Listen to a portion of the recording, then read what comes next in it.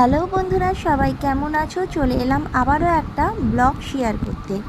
আজকের ব্লগে তোমাদের সাথে শেয়ার করব লে থেকে খারদুংলা যাওয়ার পুরো ভিডিওটা দেখে আশা করি তোমরা বুঝেই গেছো ভিডিওটা 1 বছর আগেকার ভিডিও। দিনটা ছিল 22শে জুন। আমরা লে থেকে একদম সকাল সকাল নুব্রা ভ্যালি যাওয়ার উদ্দেশ্যে রওনা দিয়েছিলাম। লে থেকে নুব্রা ভ্যালি দূরত্ব প্রায় ওই ধরে নাও 160 কিলোমিটার। পৌঁছাতে সময় লাগবে 4.5 ঘন্টা থেকে 5 ঘন্টার মতন।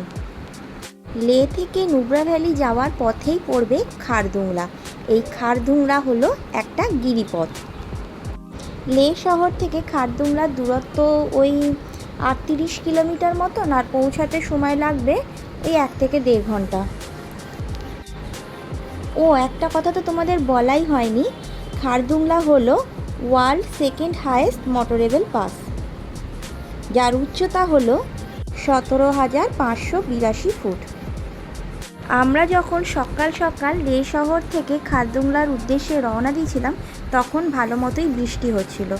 বৃষ্টি দেখে তো সত্যি কথা বলতে কি মনটা খুবই খারাপ হয়ে গেছিলো, কিন্তু কিছুটা দূর যাওয়ার পর দেখলাম বৃষ্টিও থেমে গেছে আর আকাশে রোদ্দুর ঝলমল করছে। এরপর আমাদের গাড়ি আঁকাবাঁকা পথ পেরিয়ে আরও উপরের দিকে উঠতে লাগলো। যত এগোচ্ছি তত একটা অ্যাডভেঞ্চার লাগছে। সত্যি কথা বলতে কি এই রকম দৃশ্য আমি আগে কখনো দেখিনি।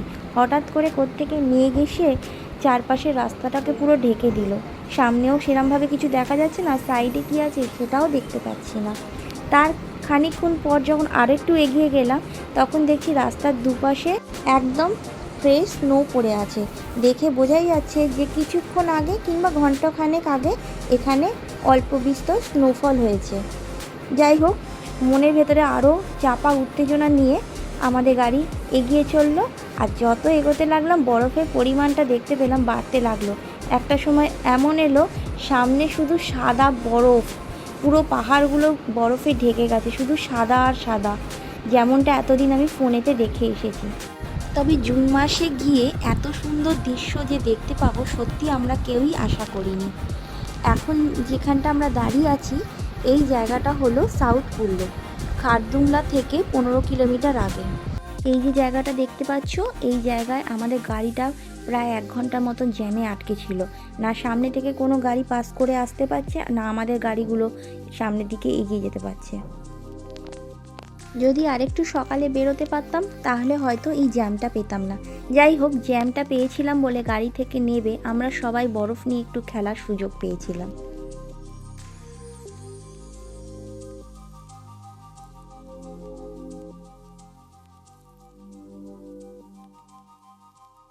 অবশেষে জ্যাম কাটিয়ে ফাইনালি আমরা খারদুংলা এসে পৌঁছালাম। দেখতে পাচ্ছ কত বরফ পড়ে রয়েছে। এই দৃশ্য দেখে চোখটা সত্যিই জুড়িয়ে গেল।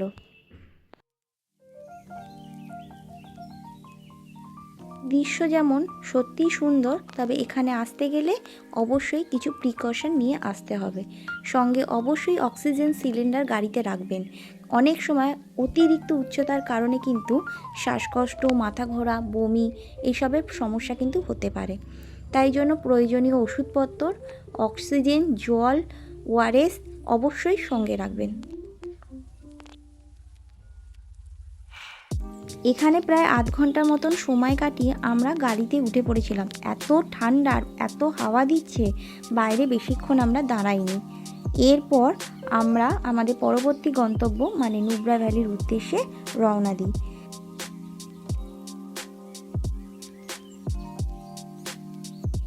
খারদুংলা টপ থেকে জাস্ট গাড়িটা 10 মিনিটের মতন এগিয়েছে, তারপরেই বুঝতে পারলাম বাইরে স্নোফল স্টার্ট হয়ে গেছে।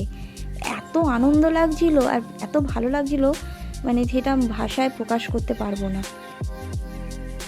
সব থেকে বড় কথা কি জানো, জুন মাসে এসে যে আমরা স্নোফল দেখতে পাবো এটা সত্যিই আশা করিনি। জানতাম বরফ হয়তো দেখতে পাবো অল্প বিস্তর, কিন্তু স্নোফল আর এই পুরো সাদা বরফে মোড়া পাহাড়গুলো দেখতে পাবো সত্যিই আশা করিনি। তবে খারদুংলা যেহেতু অনেকটাই উচ্চতায় অবস্থিত, তাই পরে শুনেছিলাম এখানে প্রায়শই যে কোনো সময় স্নোফল নাকি হয়। আর বেশি কথা বাড়াবো না, আমার সাথে সাথে তোমরাও একটু স্নোফলটা এনজয় করে নাও।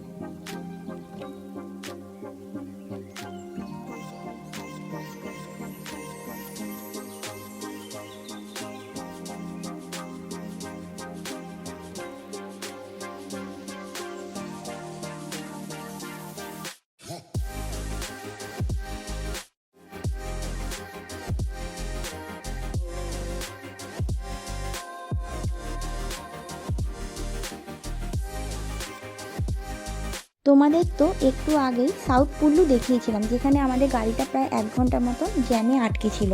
আর এই যে জায়গাটা দেখতে পাচ্ছ, এটা হলো নর্থ কুল্লু। খারদুংলা টপ ক্রস করবার খানিকক্ষণ পরে এই জায়গাটা পড়ে। যাই হোক, আজকের ভিডিওটা আমি এখানেই শেষ করছি। ভিডিওটা ভালো লাগলে একটা লাইক করে দিও, চ্যানেলটাকে সাবস্ক্রাইব করে দিও, আর বন্ধুদের সাথে ভিডিওটা শেয়ার করতে ভুলে যেও না। সবাই ভালো থেকো।